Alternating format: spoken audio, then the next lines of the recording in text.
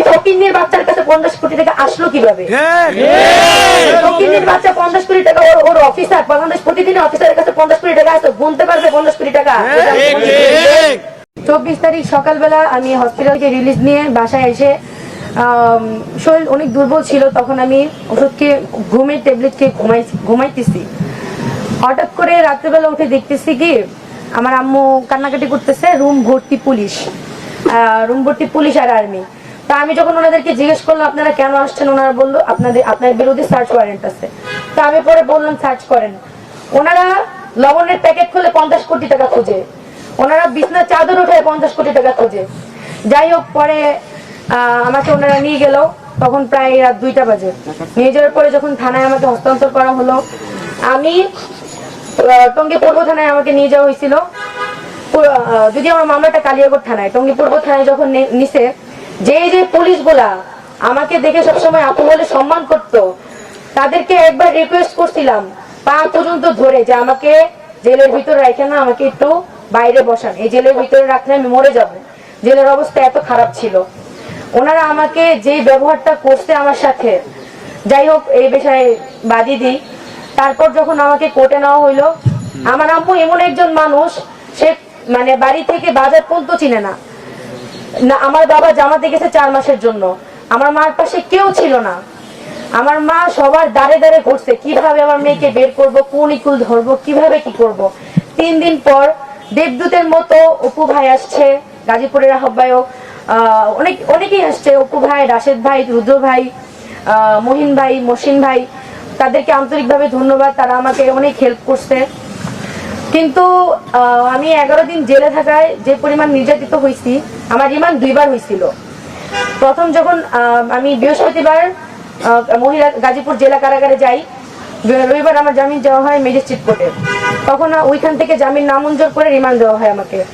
ওই রিমান্ড শেষে যখন আমি কালকে পরশুদিন যখন কোর্টে যাই, তখন আমার মামলার যে আয়ু এসআই ফারুক, উনি আবার রিমান্ড চায় আমার।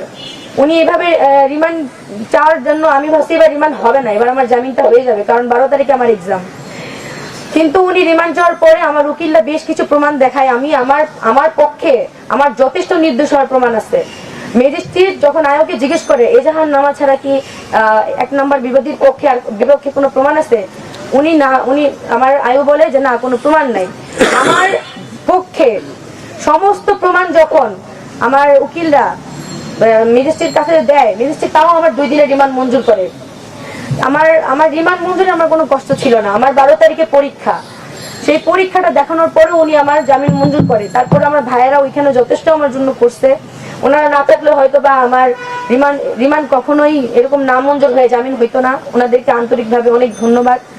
কিন্তু আমার কথা হচ্ছে যে আমি কোনো রাজনৈতিক দলের না, আমি একদম অরাজনৈতিক। আমি অরাজনৈতিক ভাবেই সবসময় আন্দোলন করছি, কখনো এনসিপিতেও ছিলাম না, আওয়ামী লীগ তো নাই। আওয়ামী লীগ, এনসিপি, বিএনপি, জামাত, গণ অধিকার পরিষদ, এগুলো কোনো কিছুতেই আমি ছিলাম না। আমি শুধুমাত্র অরাজনৈতিক থেকে আন্দোলন করছি সব সময় দেশের জন্য। এতটুকু করার পরেও আমাকে 11 দিন যে পরিমাণ নির্যাতন করা হয়েছে, আমার ফ্যামিলির সাথে আমি 1 মিনিটের জন্য কথা বলতে পারতাম না, আমার সাক্ষাৎ বন্ধ করে দেওয়া হইতে।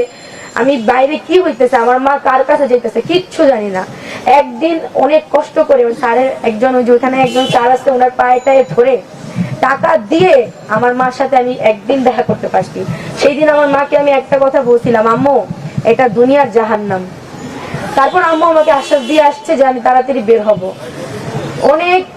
অনেক কষ্ট, আমি আসলে আমার জেলের অভিজ্ঞতাটা এখানে শেয়ার করলে হয়তো বা 2-3 ঘন্টা 11 দিনের অভিজ্ঞতা আমি শেয়ার করতে পারবো না।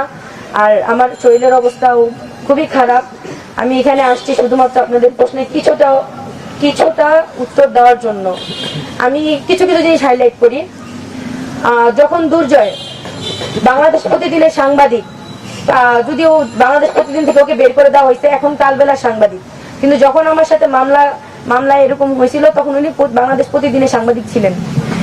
উনি প্রথমে আপোষনামা নিয়ে আসে আমাদের কাছে, যখন দেখে যে ওনার বিরুদ্ধে আমার কাছে সব প্রমাণ আছে, তখন উনি আপোষনামা, আমি ওনার বিরুদ্ধে একটা দশম চেষ্টার মামলা লিখেছি, তার প্রমাণও আমাদের কাছে আছে। তখন উনি আপোষনামা নিয়ে আসে। আপোষনামা সাইন করি নাই, এটা অনেকের প্রশ্ন, কেন তাহারিমা আপোষনামায় সাইন করলো না? ওই আপোষনামায় কি লেখা ছিল আপনারা আদৌ জানেন? ওই আপোষনামায় লেখা ছিল আমি ওকে কিডন্যাপ করছি, কিডন্যাপ করে গাজীপুরে নিয়ে আসছি, মারধর করছি, এমনকি ওর বাইক এবং মোবাইল ফোন সবকিছু ছিনাই নিয়ে ওকে মানে টাকা পয়সা নিয়ে, কত টাকা লিখছে, 50,000 টাকা, 50,000 টাকা নিয়ে ওকে ছেড়ে দিচ্ছি। কিন্তু ওই মিডিয়াতে এসে বসে ওর থেকে 50 কোটি টাকা নিচ্ছি। ওই ফকিন্নির বাচ্চার কাছে 50 কোটি টাকা আসলো কিভাবে? ফকিন্নির বাচ্চা 50 কোটি টাকা, ওর অফিসার বাংলাদেশ প্রতিদিন অফিসারের কাছে 50 কোটি টাকা আসতো, গুনতে পারবে 50 কোটি টাকা? তারপর এই মামলায় আমাকে যখন আপোষনামায় এত কিছু লেখা, তখন আমি বসি আপনারা যা যা লিখছেন তার একটাও আমি করি নাই, আমি আপোষনামায় কেন সাইন করব? ওখানে আমার সাথে আরো 3 জন, এই মামলার আসামি হচ্ছে মোট 4 জন। তার নাম্বার 1 নাম্বার বিবাদী আমি, প্রধান আসামি আমি, আমাকে বানানো হয়েছে। তো ওইখানে উনি যা যা উনি আমাকে 6টা ধারা দেওয়া হয়েছে। 6টা ধারার মধ্যে কি কি ধারা আপনারা শুনলে অবাক হবেন। মামলা বাণিজ্য, প্রতারণা, চাঁদাবাজি, মারধর, চুরি, এই ধারাগুলো কোনোটাই আমি কখনো করি নাই। কিন্তু উনি এইভাবে ধারাটা নেওয়ার ওই আয়ু, আমার মামলার যে আয়ু এসআই ফারুক, ওনাকে আসলে টাকা না দেওয়ার জন্যই উনি বারবার রিমান্ড চায় আমার। 2বার কোর্ট হলো, 2বারই আমার রিমান্ড দেওয়া হলো, রিমান্ড মঞ্জুরও হইলো। যেখানে আমাকে কোর্টে দেখানো হইলো যে আমার পরীক্ষার সামনে, এমনকি আমার বয়স 17 বছর, তাও 2বার আমার রিমান্ড মঞ্জুর হয়েছে কোর্ট থেকে। তারপর মামলার আয়ু স্বীকারোক্তি দিছে যে আমার মার কাছে বলছে উপর লেভেল থেকে চাপ আছে। আমি আসলে জানতে চাই উপর লেভেলের কে আমাকে, এটা আমাকে অনেক আগেও বলা হয়েছে যে ওই দুর্জয় যখন মামলা লিখাইতে যায় তখনও এই সেম কথাটা শুনছি, উপর লেভেলের আদেশ আছে, উপর লেভেলের আদেশ থেকে আমাকে মামলায় ফাঁসানো হয়েছে। অথচ যখন ম্যাজিস্ট্রেট জিজ্ঞেস করলো আমার আয়ুকে যে 1 নাম্বার বিবাদীর পক্ষে কোনো প্রমাণ, বিপক্ষে কোনো প্রমাণ আপনার কাছে আছে, উনি বলল না, তাহলে কেন আমার রিমান্ড মঞ্জুর হইলো? এই প্রশ্ন আমার এই ম্যাজিস্ট্রেটের কাছে। তারপর আমার যখন এভাবে যখন আমাকে কারাগারে রাখা হয়েছে, অনেক এই অভিজ্ঞতাগুলো আমি আপনাদের সাথে শেয়ার করব। আমি আসলে শারীরিক মানসিক দুইভাবে অনেক অসুস্থ হয়ে আছি। আমি আসলে এটাই বলবো যে আপনারা যদি ভিডিওগুলো একটু খেয়াল করেন, যে প্রমাণগুলো আমি ছাড়ছি নেটে, ও যদি, আচ্ছা আপনাদের কাছে আমার একটা প্রশ্ন, আপনারা তো এখানে সবাই সাংবাদিক, আপনারা ঢাকার সাংবাদিক, আপনারা যখন গাজীপুরে যাবেন অবশ্যই আপনার অফিসকে ইনফর্ম করবেন। তাহলে ও যদি আসলে নিউজের কথা বলে, আমি যদি নিজের কথা বলে গাজীপুর নিয়ে যাই, ও কেন ওর অফিসকে ইনফর্ম করলো না? ও অফিসকে ইনফর্ম না করে ও গেছে, এই জন্য বাংলাদেশ প্রতিদিন থেকে ওকে বের করে দিচ্ছে। এতটুকু সেন্স আপনাদের অবশ্যই আছে। তারপরে ও কালবেলায় অ্যাটেন্ড করছে, কালবেলায় হয়তো কালকে ওকে কালবেলা থেকেও বের করে দেওয়া হয়েছে, আমি শিওর না, কিন্তু হয়তো বা এটা হইতে পারে। ও আমাকে যেভাবে প্রেজেন্ট করছে লাইভে আইসা, যে আমি ওর থেকে যে টাকা নিছি, মারধর করছি, টর্চার ছিল, এই সেই অনেক কিছু। যাই হোক, আমি এতটুকু বলবো, শুধু জামিন দিলে হবে না, আমি আছি, মাহাদি ভাই আছে, আমাদেরকে এই মামলা থেকে পুরোপুরি নিষ্পত্তি দিতে হবে। কারণ আমরা এই মামলায় আর থাকতে চাচ্ছি না, মামলাগুলো তাড়াতাড়ি শেষ হয়ে যাক, এতটুকু মানে অনুরোধ আপনাদের কাছে, যাতে আমাদের এই মামলা থেকে তাড়াতাড়ি বের করে দেয়।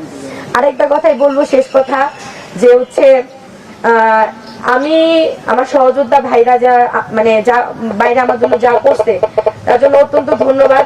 কিন্তু আমি আমার ভাইদেরকে তখনই বলছি, বের করলে প্রথমেই বের করতেন, বা 11 দিন পর বের করে আধমরা লাশ করে বের করতেন, হয়তো লাশ বের করতেন, আধমরা করে আমাকে বের করা হয়েছে। ওই 11 দিন ওই আমার কাছে ওই জেলটা ছিল টর্চার সেল। এক কথায় ওই আমার কাছে ওই জেলটা ছিল টর্চার সেল। আমাকে যেভাবে মানে অত্যাচার করা হয়েছে, এটা যদি বর্ণনা আপনাদেরকে দেই তাহলে 2 ঘন্টা আমার বক্তৃতা শেষ হবে না। আর আমার বলার মতো মানে সিচুয়েশনও নাই। আমি এতটুকুই বলবো, আজ যে এত সাংবাদিক আসছে একটাবার আমাদের কথা শোনার জন্য, এই মামলা যখন চলে আমি সব সাংবাদিকের পায়ে ধরে বলছি, ভাই একটা নিউজ করেন যে কেন আপোষনামা নিয়ে আসলো। আপনাদের মনে কি প্রশ্ন জাগে নাই? বিবাদী আপোষনামা নিয়ে যায়, বাদী কেন আপোষনামা নিয়ে গেছে? আপনাদের মনে কি এই প্রশ্নটা জাগে নাই? কেন আপনারা এখন আসছেন? আগে কেন আসছেন না? 11 দিন যখন জেলে ছিলাম, কোন সাংবাদিক কেন নিউজ করে নাই যে তাহারিমা কেন 11 দিন ধরে জেলে? কেন এই প্রশ্নটা করে নাই? কিছু তথাকথিত সাংবাদিক আছে যারা আমার বয়স জানাও নিউজ করে, যে আসলে জুলাই যোদ্ধা তাহারিমার বয়স কত। তারাও নিউজ করে যে আমি নাকি সময় টিভির মতো এত বড় একটা চ্যানেল কিভাবে নিউজ করলো যে আমি এই দুর্জয়কে হানি ট্র্যাপ করে ওইখানে নিয়ে গিয়ে ওকে ওর থেকে টাকা নিয়ে ওকে রাস্তায় ছেড়ে দিয়েছি, চৌরাস্তায় ছেড়ে দিয়ে আসছি। সময় টিভির মতো এখন যে সময় টিভিকে ভুয়া বলে নিউজ দেয়, সময় টিভি সেম কাহিনী আমাকে সবসময় ওরা নেগেটিভ ভাবে প্রেজেন্ট করে। তা ওনারা এইভাবে প্রেজেন্ট করছে, সকালে রিমান্ড, দুপুরে জামিন, সন্ধ্যায় মুক্তি। এটা কেমন কথা? কেমন কেমন ভাবে এত বড় চ্যানেল গুলা এইসব নিউজ করতে পারে? ইউটিউবের কথা বাদ দিলাম, আরেকটা আছে কালবেলা, কালের কণ্ঠ। এই বসুন্ধরা মিডিয়াকে হুঁশিয়ারি দিয়ে বলতেছি, আপনারা কিন্তু প্রথম আলোর মতো শর্ট খাইয়েন না। বারবার বলতেছি, আমরা কিন্তু হাজি ভাই চলে গেছে, কিন্তু হাজি ভাই আমাদেরকে শিখাই দিয়ে গেছে কিভাবে কোন সময় কি করতে হবে। আপনারা দয়া করে, এতটুকু আপনাদের কাছে রিকোয়েস্ট, আপনারা ভালো হয়ে যান, নয়তোবা আপনাদের উপর আমার স্টুডেন্ট বা আমাদের যে ক্ষোভটা সেটা প্রকাশ হয়ে যাবে অতি শীঘ্রই।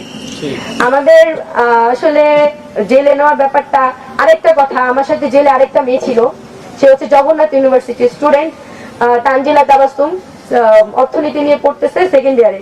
ওই মেয়েটাকে পুরো গুম করে রাখা হয়েছে। আমার ফ্যামিলি তো জানতো যে আমি জেলে, কিন্তু ওর ফ্যামিলি জানে ও হলে, ওর ইউনিভার্সিটি স্টুডেন্ট না জানে ও বাসায়। এইভাবে স্টুডেন্টদের মুখ কেন বন্ধ করা হচ্ছে? ওই মেয়েটাও সেম আমার মতো প্রতিবাদী কণ্ঠ ছিল, আমাদের মতো প্রতিবাদী কণ্ঠ ছিল। ওই মেয়েকে এইভাবে জেলে গুম করে রাখা হয়েছে, ওর ফ্যামিলিও জানে না, ওর ইউনিভার্সিটিও জানে না। এইভাবে আমাদের কণ্ঠ রোধ করে রাখা হয়েছে কেন? কে এই উপর লেভেলটা? কে যার জন্য আমাকে আমার ফ্যামিলির সাথে সাক্ষাৎ বন্ধ করে এভাবে টর্চার করা হয়েছে? এই উপর লেভেলটা কে, যাকে তদন্ত রিপোর্ট ছাড়া কিভাবে মামলা লেখানো হয়, তদন্ত রিপোর্ট ছাড়া কিভাবে রিমান্ড দেওয়া হয়, 17 বছর হয়েও কেন রিমান্ড খাইতে হয়? এই প্রশ্নগুলো আমার থাকবে এই সরকারের কাছে। আর আরেকটাই কথা বলবো, আমার সহযোদ্ধা ভাইরা যথেষ্ট করছেন, তার ভিতর অন্যতম ছিল অপু ভাই, তারপর রাশেদ ভাই, আরো অনেকেই ছিলেন যাদের নাম হয়তো বা আমি মানে মনে পড়তেছে না। আমি এমনি অনেক অসুস্থ, আপনারা যেহেতু দেখে আমার চেহারা দেখে হয়তো বা আমার অঙ্গভঙ্গি দেখে বুঝতেছেন যে আমি আসলে এখানে আর বেশিক্ষণ থাকতে পারবো না। আমি অনেক অসুস্থ, আমি খুব কষ্টে আসছি আপনাদের কিছু কিছু প্রশ্নের উত্তর দেওয়ার জন্য। ইনশাআল্লাহ আল্লাহ আমি সুস্থ হয়ে গেলে আপনাদেরকে আমার জেলে কিভাবে টর্চার করা হয়েছিল, কে করছিল, সবকিছুই বলবো।